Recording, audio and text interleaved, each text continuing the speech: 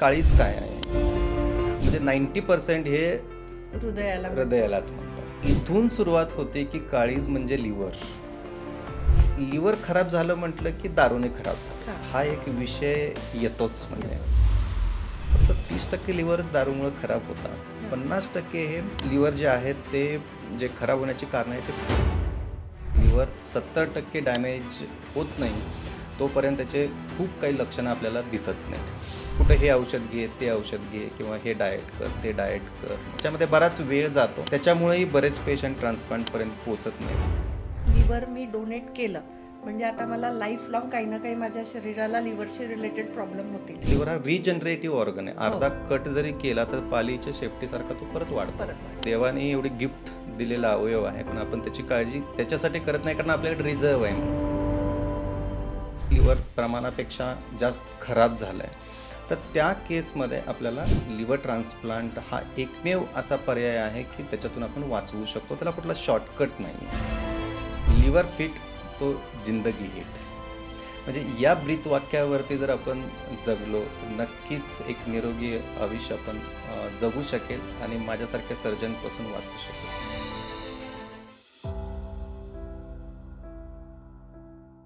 नमस्कार, मी डॉक्टर पल्लवी प्रसाद, लोकमत सखीच्या आरोग्यावर बोलू काही या प्रोग्राममध्ये तुमच्या सगळ्यांचं स्वागत करते. आज आपल्या पॉडकास्टला इथे आलेले आहेत doctor Bipin Vibhute sir, program head Jupiter हॉस्पिटलला लिव्हर ट्रान्सप्लांट युनिटमध्ये sir hepato pancreato biliary surgeon म्हणून काम करतात. ज्युपिटर हॉस्पिटल हे पेशंट फर्स्ट ह्या ब्रीदवाक्यावरती काम करतात. सर, तुमचं खूप खूप स्वागत आहे आमच्या पॉडकास्टमध्ये. मला खूप आनंद आहे की या पॉडकास्टमध्ये मला अपॉर्च्युनिटी मिळाली आणि नक्कीच ज्या काय आपण चर्चा करू श्रोत्यांना नक्कीच आवडते. Thank you sir.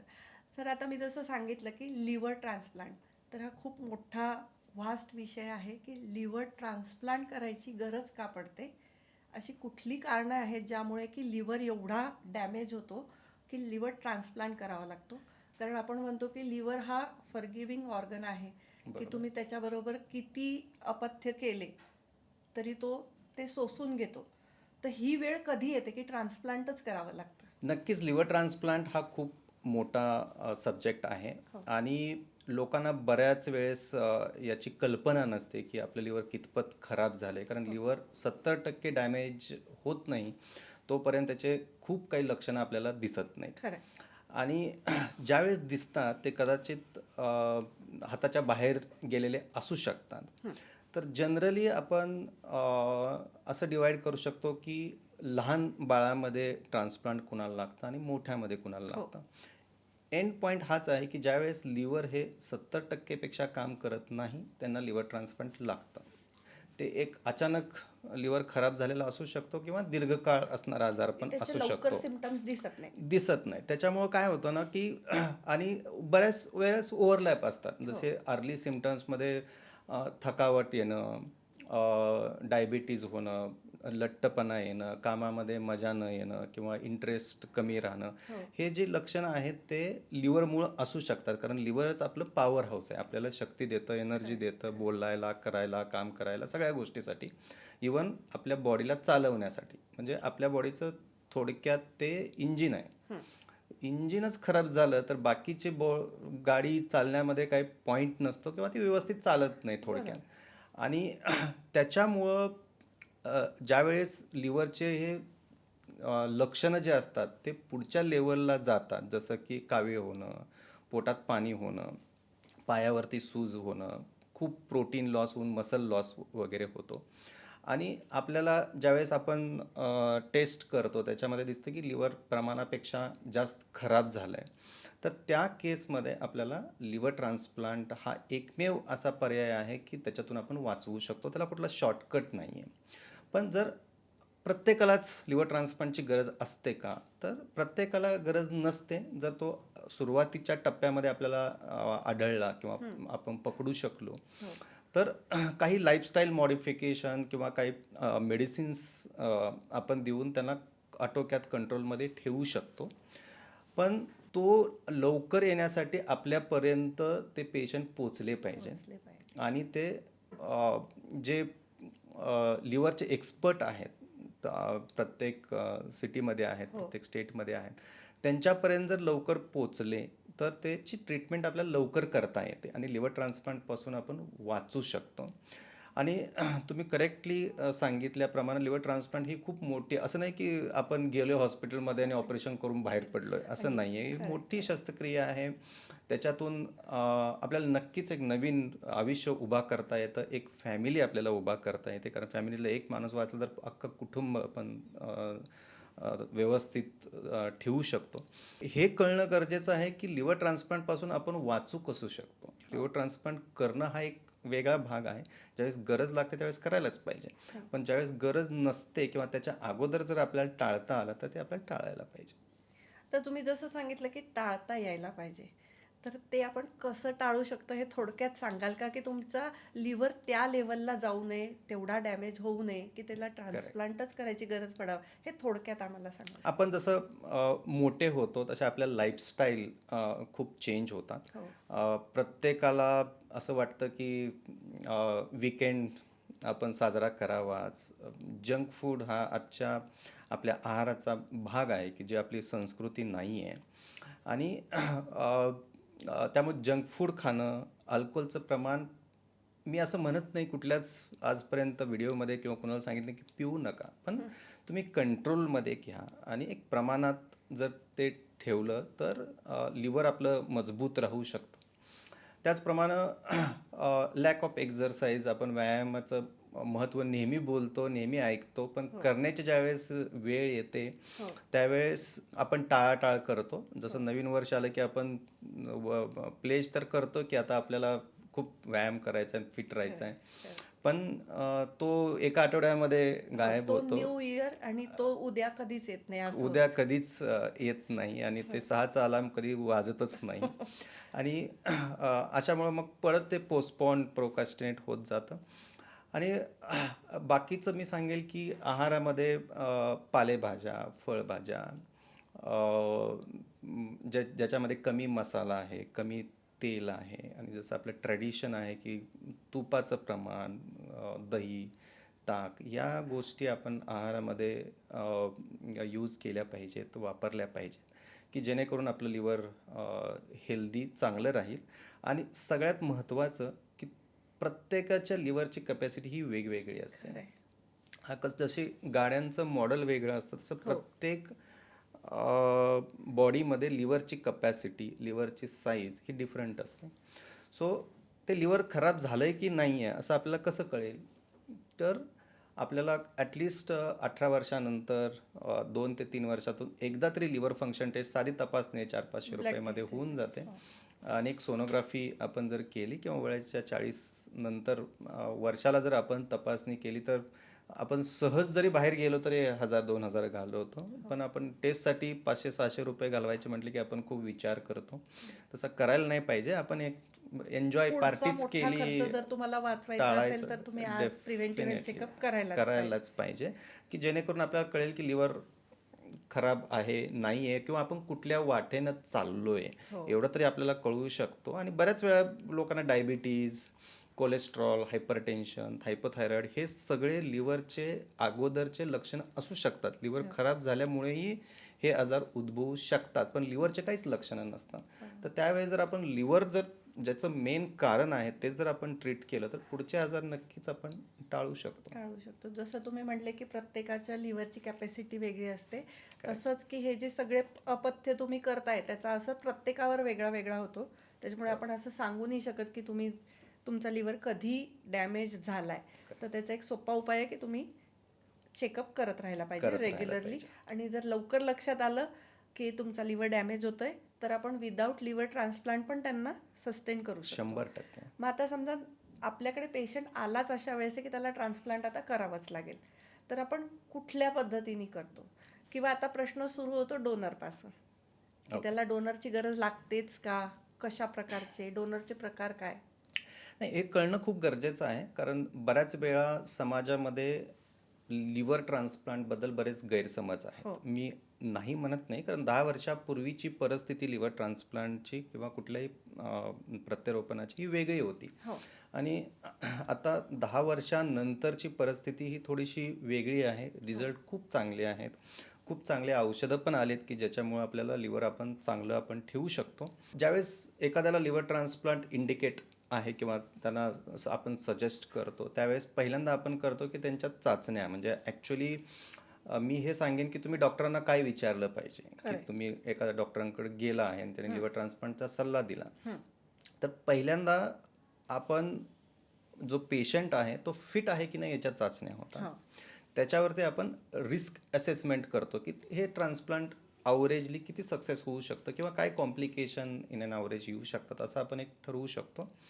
ते झाल्यानंतर ते 2 प्रकारचे आपण ट्रान्सप्लांट करतो. एक आहे लिव्हिंग डोनर लिव्हिंग ट्रान्सप्लांट, ज्याला जसं तुम्ही आधी सांगितले, की लिव्हर हा रिजनरेटिव्ह ऑर्गन आहे. हो. अर्धा कट जरी केला तर पालीच्या शेपटीसारखा तो परत वाढतो. परत वाढतो. आणि हा एकमेव असा अवयव आहे. देवाने एवढी गिफ्ट दिलेला अवयव आहे, पण आपण त्याची काळजी त्याच्यासाठी करत नाही कारण आपल्याकडे रिझर्व्ह आहे म्हणून. बाकीच्या अवयवांचा रिझर्व्ह नाही आहे. खरं.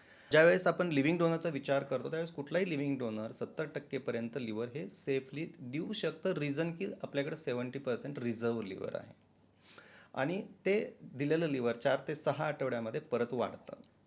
डोनरला याच्यामध्ये खूप कमी रिस्क फॅक्टर्स असतात.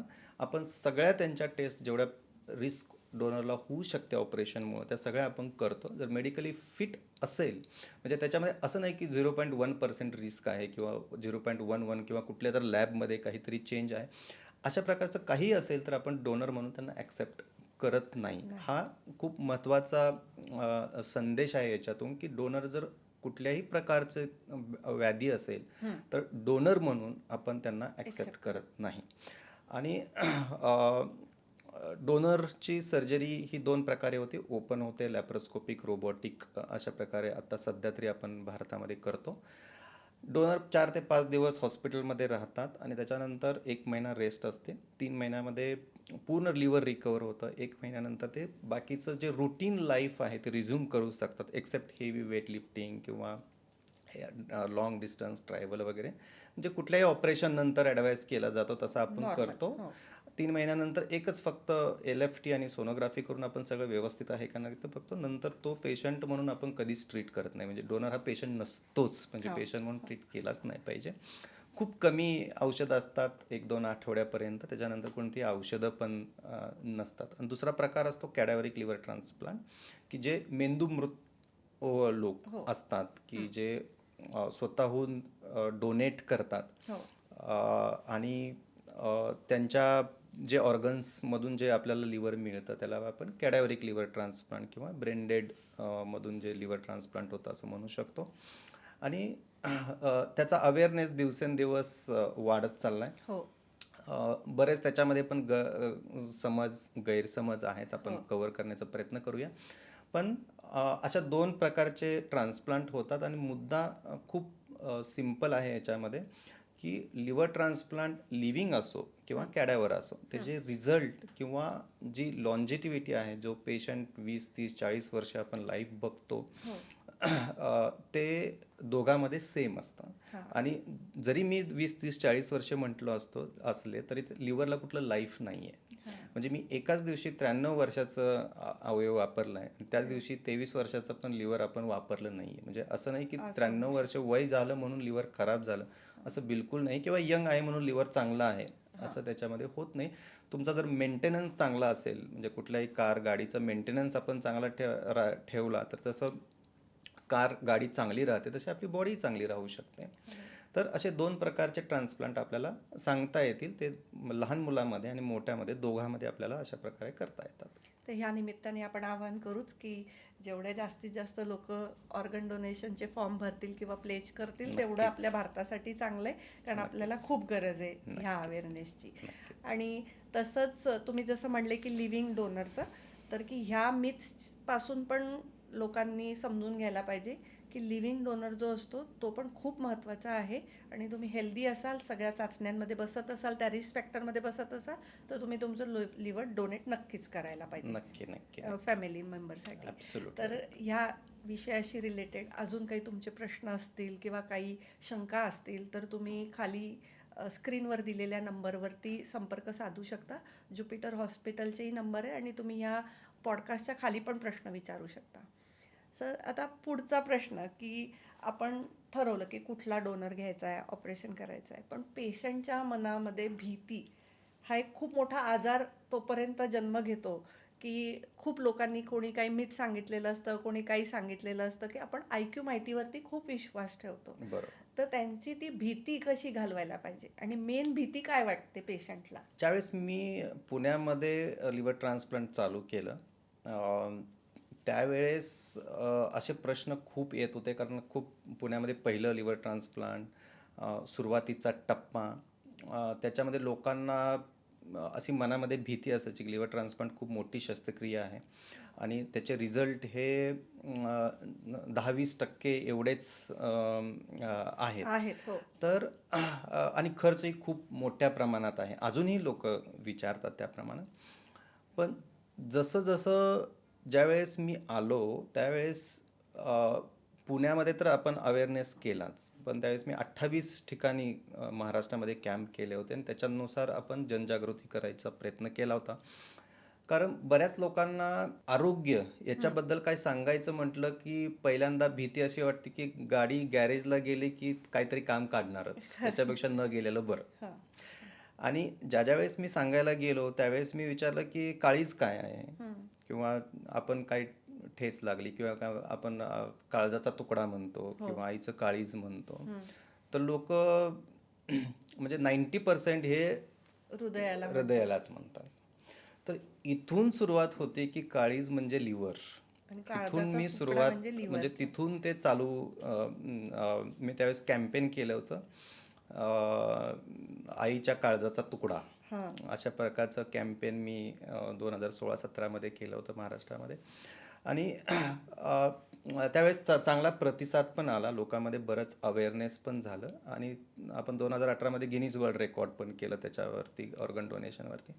सो जनजागृती ही खूप महत्त्वाची आहे आणि अशा प्रकारच्या पॉडकास्टवरून, व्हिडिओवरून, चर्चेवरून लोकांमध्ये अजून जनजागृती होते.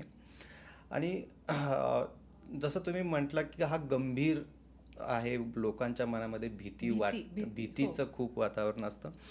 पण आपण बऱ्याच वेळा त्यांना समजवायचा प्रयत्न करतो की आपण जर नाही केलं तर आपल्याला 100%च जीवाला धोका आहे. हो. आणि आपण जर या प्रोसेसमध्ये तुम्ही जर फिट झाला तर तुम्हाला 10 ते 20% धोका नक्की आहे, नाही म्हणत नाही, पण तो 100% पेक्षा कधी पण चांगला आहे, कधी पण with better quality of life. Physical, mental जो काय त्रास होतो पेशंटला ॲज वेल एज फॅमिलीला, त्यांच्या फ्रेंड्स, फॅमिली सर्कलना, तो बऱ्याच हद्दीपर्यंत आपण तो टाळू शकतो. आणि ज्यांचे ट्रान्सप्लांट झालेत किंवा ज्यांनी डोनेट केलेत अशा पेशंटची आपण त्यांची चर्चा करून देतो की बाबा त्यांनाही अशाच प्रकारची भीती होती. हो. आणि ते आता नॉर्मल, जसे ऑपरेशनच्या अगोदर किंवा आजाराच्या अगोदर जसं आयुष्य होतं तसं नॉर्मल त्यांच्या फॅमिलीबरोबर एन्जॉय करतात. तर तुम्ही पण तसा विचार केला पाहिजे. चर्चेतून पण त्यांना शंका असतील तर आपण त्यांची भेट घालवण्याचा प्रयत्न करतो की त्या त्या एरियामध्ये आपण काही पेशंट आहेत की जे सोशल वर्क करतात. हो. काही पेशंट असे आहेत की ते स्वतः जातात पेशंटच्या घरी सांगायला की बाबा मी याच्यातून गेलोय, मला एक नवीन आयुष्य मिळालं आहे. तर तुम्हाला पण नवीन आयुष्य जर मिळत असेल, ट्रान्सप्लांट कुठेही करा, पण पेशंट एकदा बघितला की अरे आपल्यासारखाच कोणतरी आहे आणि त्याच्यातून गेला आहे, तर काही कॉन्फिडन्स लेवल खूप वेगळी आहे फॅमिलीची बरोबरच पेशंटची. आणि त्याच्यामुळे कन्व्हर्जन आता जवळपास 90% लोक ॲग्री होतात.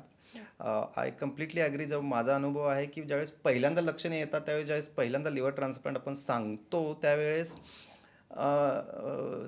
त्यांना त्या गोष्टी पटत नाहीत, कारण आपलं ह्युमन टेंडन्सी की आपण शॉर्टकट शोधायचा शोधतो. प्रयत्न हो, नेहमी हो, करतो. हो. तर मग कुठं हे औषध घे, ते औषध घे, किंवा हे डाएट कर, ते डाएट कर, मग बरेच सल्ले, चर्चा, याच्यामध्ये बराच वेळ जातो. आणि त्याच्यामुळेही बरेच पेशंट ट्रान्सप्लांटपर्यंत पोचत नाही. म्हणजे मी असे म्हणेन की 10पैकी 2 ते 3 पेशंट असतात की पेशंट ज्यांना फक्त आपण पोचतात. सल्ला दिला आहे हं. आणि त्यांनी दुसरा पर्याय निवडला आहे तात्पुरत्या काळापुरता. हो. आणि आणि नंतर ते ट्रान्सप्लांटसाठी आलेत पण ते पोचूच नाही शकले, कारण ते फिटच नाही होऊ शकले, असं पण होऊ शकतं. तर आपला उद्देश असाच असतो की आपण जेवढं पेशंटचं लाईफस्पॅन वाढवू शकू तेवढा आपण प्रयत्न नक्कीच करतो आणि तो आपला मनुष्य हक्क आहे की आपण जेवढं आपल्यासाठी लिहिलेलं आहे तेवढं आयुष्य आपण जगायलाच पाहिजे. आणि मग ह्या ॲब्सोल्युटली. सर्जरीमुळे जर आपले आयुष्य वाढत असेल तर आपण नक्कीच तो प्रयत्न करायला पाहिजे. म्हणजे एक नॉर्मल आयुष्य आपण जगतो. नॉर्मल देवान जसं तुम्ही सांगितलं, की जेवढा देव आपल्याला आयुष्य देतो, तेवढा जगण्याचा प्रत्येकाला हक्क आहे आणि तो हक्क हो. नक्कीच या प्रोसिजरने. ट्रान्सप्लांट प्रोसिजरमुळं आपण त्यांना परत देऊ शकतो. आणि सुंदर लाईफ म्हणजे जसं नॉर्मली आणि they will be 10 years younger than त्यांच्या एज ग्रुपच्या लोकांपेक्षा एवढं ते quality of life quality of आपल्याला छान देऊ जगतात. तर त्याच्यात एक वेगळा मुद्दा असा येतो की तुम्ही जसं म्हणले आता की 10 मधून 2 रेडी होतात. त्यातल्या 2कडे मे बी पैशांचा प्रॉब्लेम असतो. Correct. कारण आपण म्हणलं तर एक मिथ आहे की हा खूप खर्चिक विषय आहे. तर त्याच्याबद्दल थोडक्यात सांगाल का की आपण याला अफोर्डेबल कसं करू शकतो? मी बऱ्याच वेळा याच्यावरती लेक्चर पण घेतलेत, हो. बरेच व्हिडिओज पण बनवलेत. माझा महाराष्ट्रामध्ये येण्याचा मुद्दाच की तो होता. हो. अफोर्डेबल लिव्हर ट्रान्सप्लांट बनवण्याचा होता. हो. ज्यावेळेस हो. मी आलो 2016ला त्यावेळेस ट्रान्सप्लांट कॉस्ट 30-35 लाखाच्या आसपास होती. आणि मला असं वाटलं की जे बिझनेस क्लासमधून ट्रॅव्हल करतात ते ताजमध्ये राहू शकतात. हम्म.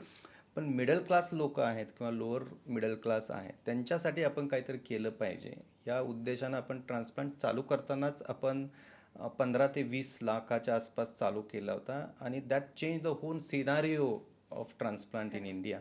आणि सगळ्या सेंटरला ऑलमोस्ट माझ्या डेटाप्रमाणे 2 वर्षात 77 ट्रान्सप्लांट सेंटर होते आणि सगळ्यांची कॉस्ट अराउंड 20च्या आसपास आली होती. आणि ते एक मोठी जागृती होती, जनजागृती म्हणू शकतो आपण हो. किंवा हो. रिव्होल्युशन होतं की ट्रान्सप्लांट कॉस्ट ॲटलिस्ट कमी झाली. त्याच्यानंतरही आपण बरंच फंडिंग करतो. EMIचे ऑप्शन्स मी एक्सप्लोअर केले. We are the first to do in India EMI liver transplants. बरेच गव्हर्नमेंटच्या स्कीममध्ये आहेत, ट्रस्ट आहेत की त्यांना आपण पटवून देतो की हे क्वालिटी ऑफ लाईफ जगू शकतात, नॉर्मल काम करू शकतात, सोशल वर्क करू शकतात. आणि अशा काही ट्रस्टमार्फतही आपण मिळवण्याचा प्रयत्न करतो. आणि लहान मुलांसाठी आपण काही कॉर्पोरेट फंड्स आहेत, CSR आहेत, त्यांच्याशी आपण टायअप करून बऱ्यापैकी पिडियाट्रिकमध्ये फंड्स आपण गोळा करतो.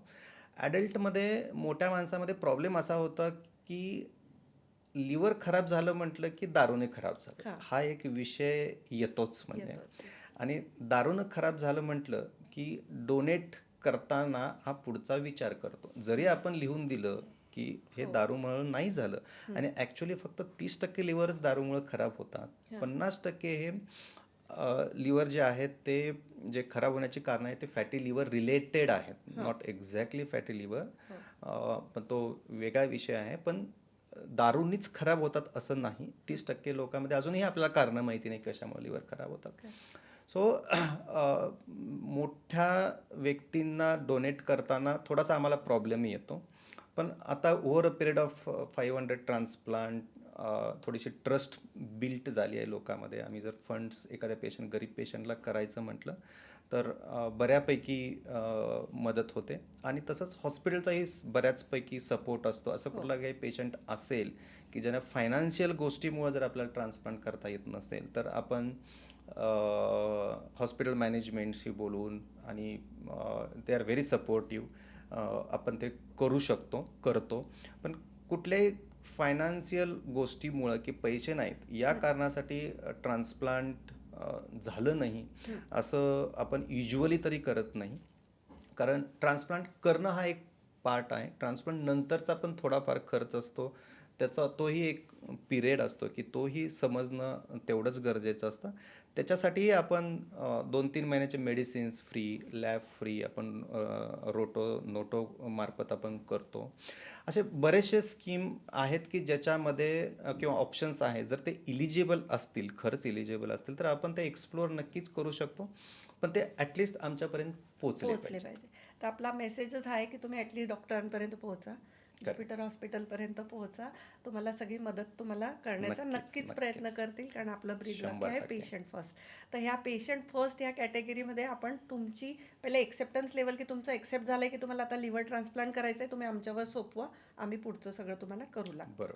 तर ह्याच्यामध्ये 60% डॉक्टर आणि 40% पेशंट यांच्या विल पॉवरवरती सगळ्या गोष्टी शक्य होतात. बरोबर. आता आता आपलं पुढचा की तुम्ही 13 वर्ष झाले लिव्हर ट्रान्सप्लांट ह्या सर्जरीज करतायत. त्याच्यात तुम्ही एक खूप मोठी सर्जरी केली होती, ज्याला आपण जगातील दुर्मिळ सर्जरी म्हणतो, ट्रिपल ऑर्गन ट्रान्सप्लांट सर्जरी. तर त्याबद्दल थोडक्यात सांगाल का? तुमचा अनुभव कसा होता आणि तुम्ही त्याला लीड केलं होतं एवढ्या मोठ्या सर्जरीला, तर त्याच्याबद्दल थोडक्यात सांगाल का? ही वर्ल्डमधली वन ऑफ द फर्स्ट प्रकारची सर्जरी होती.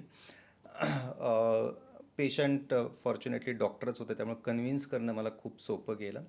आणि परत तेच येतं की सक्सेस काय आहे. हो. तर आपण नाही केलं तर 100%च त्याच्यामध्ये धोका आहे. केलं तर आपण सर्टन याच्यामध्ये आपण धोका पत्करू शकतो. अशा प्रकारचं आम्ही काउन्सिलिंग पेशंटबरोबर त्यावेळेस केलं होतं. त्या पेशंटला लिव्हर सिरोसिस होतं, हिपॅटायटिस बी, आणि लिव्हरमध्ये कॅन्सरही होता. म्हणजे त्यांना ट्रान्सप्लांट हा एकच ऑप्शन होता लिव्हरसाठी ॲटलिस्ट. दुसरा, हार्टमध्ये त्यांच्या ब्लॉकेज होते आणि त्यांची एक वॉल्व ही खूप खराब होती, की जी लिव्हर ट्रान्सप्लांट नुसतं जर केलं असतं तर हार्ट बंद पडलं असतं, म्हणजे एवढी म्हणजे सहन केलं नसतं. तर आपण युजली आपण दोन्ही एका सेटिंगमध्ये किंवा तिन्ही सर्जरी एका सेटिंगमध्ये आजपर्यंत कुठं झाल्या नव्हत्या. पण आमच्यापुढे प्रश्न होता की हार्टचं आधी केलं तर लिव्हर कॅन्सर वाढू शकतो, लिव्हर कॅन्सर स्प्रेड होऊ शकतो आणि परत ट्रान्सप्लांटचा चान्स मिळणार नाही आहे. करेक्ट. आणि ट्युमर डबलिंग टाईम इज रफली अराउंड 90 डेज. तुम्ही जर 90 डेजमध्ये जर नाही ट्रान्सप्लांट केलं किंवा प्रोसिजर केली तर कदाचित ते लिव्हरच्या बाहेरही जाऊ शकतं, ट्रान्सप्लांट होऊ शकणार नाही, स्प्रेड होऊ शकतं. म्हणून आपण bypass surgery, wall replacement surgery आणि ट्रान्सप्लांट असं तिन्ही सर्जरी एकाच वेळेस केल्या. ही सर्जरी 12 ते 14 तास अप्रॉक्सिमेटली चालली होती. आणि त्याच्यामध्ये बरंच टीम इन्व्हॉल्व होती, कारण 90% काम हे सर्जन किंवा माझ्यापेक्षा बाकीच्या टीमचंच खूप असतं. त्याच्यामध्ये भूलतज्ञ आले, हार्टचे सर्जन आले, बाकी असिस्टंट्स आले. तर असे 25 लोकांची टीम होती की ही सर्जरी करण्यासाठी. आणि फॉर्च्युनेटली बरंच डिस्कशन करून आम्ही सर्जरी व्यवस्थित पार पाडली. पेशंट ही व्यवस्थित रिस्पॉन्ड केला आणि डिस्चार्ज झाला आणि is doing good 2 year down the line. तर अशा प्रकारचे निर्णय जोपर्यंत आपण घेणार नाही तोपर्यंत अशा जे पेशंट असतात त्यांना वाचवू नाही शकणार, किंवा नवीन हे जगामध्ये परत रिबर्थ किंवा पुनर्जन्म करण्याचा जो एक संधी आहे ते आपण गमावू शकतो.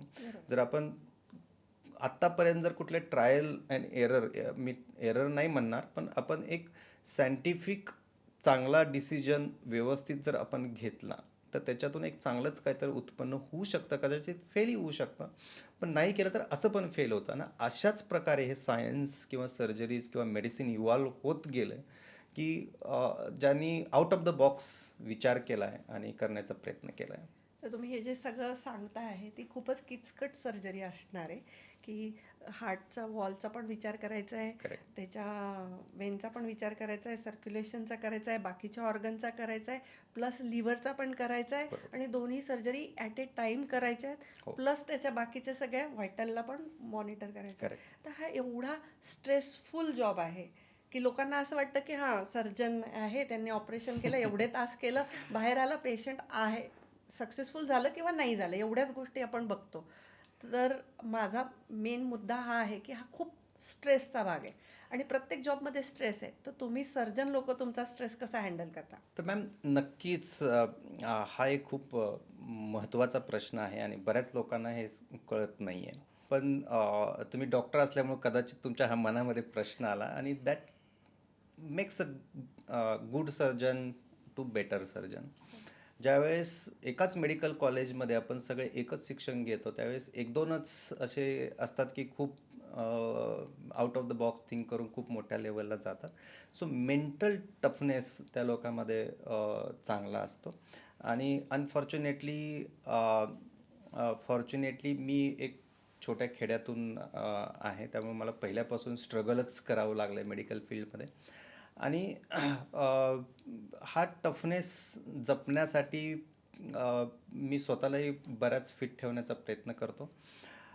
पण त्याच्याबरोबरच जे ऑपरेशन थिएटरमधलं वातावरण आहे ते तुम्ही कसं ठेवता याच्यावरती पण खूप अवलंबून आहे. तुम्ही न चिडता शांतपणे ज्या योग्य वेळेस योग्य डिसिजन घेतला, बाकीच्या टीमबरोबर व्यवस्थित कोऑर्डिनेशन केलं, तुमचे ॲनेस्थेटिस्ट किंवा बाकीचे सर्जन्स आहेत, अ, त्यांच्या कॅपॅबिलिटीनुसार तुम्हाला ॲडजस्ट करून घेतलं, तरच अशा प्रकारच्या सर्जरींना तुम्हाला चांगलं यशस्वी करता येतं.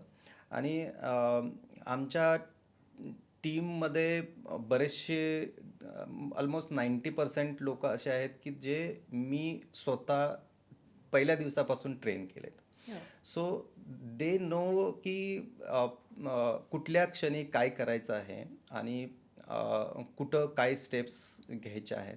आणि जसे लोक म्हणतात की याला सगळंच माहिती आहेत, तसं प्रत्येकाला प्रत्येक गोष्टीमध्ये आपण ट्रेन केलं आहे त्यांच्या त्यांच्या क्वालिटीनुसार, टॅलेंटनुसार. आणि त्यामुळे ओटीमधलं वातावरण खूप छान असतं. आम्ही बऱ्याच वेळा असं असतं की सर्जरी कधी चालू झाली आणि कधी संपली हे कळत पण नाही. सो तो एक खूप मोठा फॅक्टर आहे. म्हणजे टीम टीम प्लेयर्स प्लेयर्स चांगले तितक्यात. असले, हां, म्हणजे हां. क्रिकेटमध्ये पण एकटे विराट कोहली, सचिन तेंडुलकर खेळून आपण मॅच नाही जिंकत. नाही. सो सगळ्यांना थोडं थोडं कॉन्ट्रीब्यूट करावं लागतं. मेजॉरिटी तुम्ही करता, पण बाकीचे लोक जर चांगले असेल टीममधले तर नक्कीच अशा प्रकारच्या सर्जरी आपण व्यवस्थित पार करू शकतो.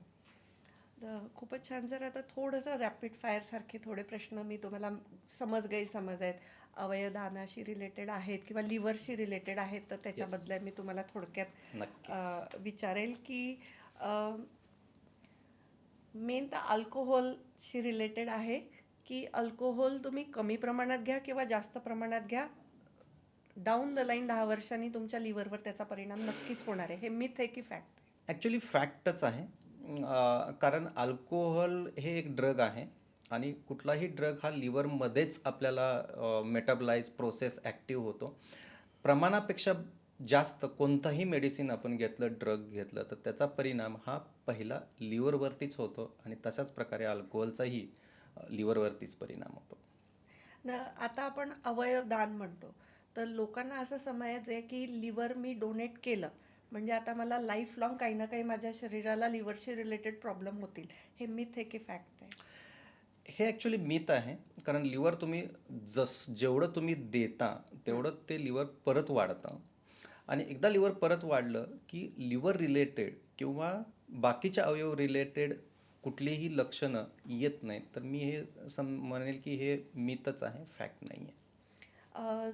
ब्रेन डेड किंवा कोमामधले पेशंट जे असतात, एक ब्रेन डेड असतात किंवा कोमामधले असतात, तर त्यातले ऑर्गन आपण हे करू शकतो का की पुढे डोनेट करणार आहे ते लोक, तर प्लॅन करू शकतो का? खूप महत्त्वाचा प्रश्न आहे, कारण ब्रेन डेड आणि कोमामध्ये खूप डिफरन्स आहे. खूप डिफरन्स आहे. कोम्यामध्ये पेशंट असतो त्यावेळेस त्याच्यामध्ये अजून ब्रेनमध्ये फंक्शन चालू असतात, चालू असतात. व्हेजिटेटिव्ह हो, स्टेट असतं. हो, हो. ब्रेन डेड याचा अर्थ असा असतो की ब्रेन हा कम्प्लिटली डेड आहे आणि तो कुठल्याही ट्रीटमेंट नंतर त्याच्यामध्ये कुठलीही सुधारणा होणार नाही. नाही. तर अशा लोकांचेच फक्त आपण अवयवदान करू शकतो. कोम्यामधल्या पेशंटचे अवयवदान आपण करू शकत नाही.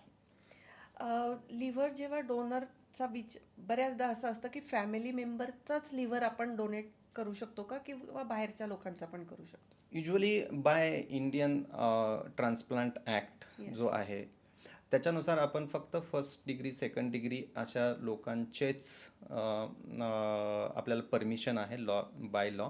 कारण त्याच्यामध्ये एक इमोशन आहे हो. डोनेट करणं. कुठल्याही डोनेशन आपण मंदिरात जातो त्यावेळेस आपण डोनेट करतो त्यावेळेस आपण अपेक्षा खूप काही करत नाही किंवा त्या पैशाचं काय होईल. आपण देवाला प्रार्थना करतो की आपल्याला काय पॉझिटिव्ह गोष्टी आपल्या आयुष्यात घडायला पाहिजेत. पण त्या दानाचं काय पुढं होतं हे आपण जसा विचार करत नाही, तसंच हेही दान असतं की याचा आपण विचार करत नाही. त्यामुळं एकतर अवयवदान करण्यासाठी पैसे लागत नाहीत. कुठला खर्च येत नाही आणि हे प्रोसेस एकदम सुरळीत आहे. त्यामुळे इमोशन्स ज्यावेळेस कनेक्ट होतात त्याच वेळेस डोनेशन्स होऊ शकतात. कारण एखाद्याच्या जीवावरती बेतून आपण कुणाचा तर जीव वाचवतो आणि हे जीवनामध्ये किंवा कोणाच्याही आयुष्यामध्ये हा एक अशी एक संधी असते की याच्यापेक्षा मोठं दान किंवा कृत्य आपण या आयुष्यात नक्कीच करू नाही शकत. तर एक सोपा प्रश्न की एक 3 गोष्टी अशा सांगू शकाल का की ज्या लिव्हर डॅमेज करतात? एक मी म्हणेल की जंक फूड, हं. दुसरं आहे की लॅक ऑफ एक्झरसाइज आणि तिसरं आहे अल्कोहोल. की या 3 गोष्टी जर आपण व्यवस्थित जपल्या, त्याच्याबरोबर अजून काही फाईन ट्युनिंग जर आपण केलं, तर नक्कीच आपण लिव्हर हेल्दी ठेवू शकतो. आणि जर आपल्याला पूल साईड पार्टी जर एन्जॉय करायचं असेल, तर लिव्हर हे तुमचं चांगलंच पाहिजे. करेक्ट. अदरवाईज तुम्हाला बरेचसे प्रॉब्लेम्स फेस करावे लागतात. त्यासाठी मी बरेच व्हिडिओज पण बनवले आहे की अल्कोहोलचे इफेक्ट काय असतात, हँगओव्हर का होतो किंवा कसा टाळू शकतो. सो त्यामुळे या 3 गोष्टी केल्या तर आपण नक्कीच लिव्हर छान हेल्दी निरोगी ठेवू शकतो. हो. आता 3 अशा चांगल्या गोष्टी की ज्या लिव्हरसाठी वरदान ठरतात किंवा आपण त्याला क्लीन करू शकतो. पहिली गोष्ट की जे मिथ आहे की कुठले डिटॉक्स आपल्या लिव्हरला डिटॉक्स नाही करू नाही शकत करू किंवा शकत. बॉडीला डिटॉक्स करू हो. शकत नाही. त्यामुळं हायड्रेशन, पाणी हे खूप महत्त्वाचं आहे. कारण आपण कुठली गोष्ट क्लीन करण्यासाठी पाणी वापरतो. आपण घरापासून, कपडे धुण्यापासून, वॉशपासून सगळीकडं. तर आपल्या शरीरामध्ये पण 70% पाणी आहे. तसंच आपल्या पृथ्वी तळावरती पण 70% पाणी आहे. तो हायड्रेशन जर चांगलं असेल तर आपल्या बॉडीतले बरेचसे टॉक्सिन्स फ्लश होतात. डिटॉक्स करायचे 2-3 प्रकार आहेत की ते मी दुसऱ्या याच्यामध्ये तुम्हाला सांगेन की एक तर आपलं एक्झरसाइजमुळं घाम येतो, घामातून पण हो. बरेचसे हो. टॉक्सिन जातात. आपलं श्वासोच्छ्वास चांगला होतो, हो. त्याच्यातून पण बरेचसे टॉक्सिन जातात हो. आणि त्याच्याबरोबरच युरिन आपली मोशन त्याच्यातून पण बरेचसे टॉक्सिन्स करतात. हेच डिटॉक्सचे प्रकार आहे. पण याला अंडर इस्टिमेट करून आपण मेडिसिनवरती आपण डिटॉक्स करण्याचा जो प्रयत्न करतो तो कम्प्लिटली त्याचा इफेक्ट अपोजिट होऊ शकतो. हां. कारण हे सध्या खूप प्रचलित आहे की हा डिटॉक्स डाएट, हे डिटॉक्स ड्रिंक ह्याच्याने लिव्हर डिटॉक्स होतो, त्याने डिटॉक्स होतो. Correct. तर हे सगळं मिथ आहे. तर मेनली तुम्ही जे सांगितलं ते पाणी, नॉर्मल श्वासोच्छ्वास आणि एक्सरसाइज ह्या Exercise. 3 द्वारे तुम्ही खूपच नीट तुमचं लिव्हर व्यवस्थित क्लीन नक्कीच. करू शकता. तर आता आमच्या लोकमत सखीच्या आरोग्यावर बोलू काही या ऑडियन्ससाठी एक स्पेशल मेसेज की तुम्ही त्यांच्या लिव्हरसाठी काय द्याल? लोकमतचे श्रोते खूप आहेत आणि या पॉडकास्ट बरेच काही गोष्टी आपल्याला शिकायला मिळाल्या असतील. तर मी एवढंच सांगेन की लिव्हर फिट तो जिंदगी हिट. म्हणजे या ब्रीदवाक्यावरती जर आपण जगलो तर नक्कीच एक निरोगी आयुष्य आपण जगू शकेल आणि माझ्यासारख्या सर्जनपासून वाचू शकेल. Thank you sir. तर सरांनी आपल्याला आज ज्युपिटर हॉस्पिटलचे डॉक्टर बिपिन सरांनी आपल्याला लिव्हर ट्रान्सप्लांट या विषयाविषयी डिटेल माहिती सांगितली आहे. त्याच्यात त्यांनी डिटॉक्स ॲक्च्युली नेमकं कसं करतात, कशामुळे तुमचा लिव्हर फेल्युअर होऊ शकतो ते नीट सांगितलेलं आहे आणि नंतर काय करायला पाहिजे त्याच्यासाठी तेही आपल्याला सविस्तर सांगितलेलं आहे. आज आम्ही जे बोललो आहे, जे आम्ही सांगण्याचा प्रयत्न केला आहे, त्याच्यात तुमचे काही प्रश्न असतील किंवा तुम्हाला अजून काही विचारायचं असेल, तर तुम्ही नक्की आम्हाला कळवा. आम्ही तो विषय पण घेण्याचा प्रयत्न करू आणि आजचा पॉडकास्ट इथेच संपवू. धन्यवाद सर. खूप खूप धन्यवाद.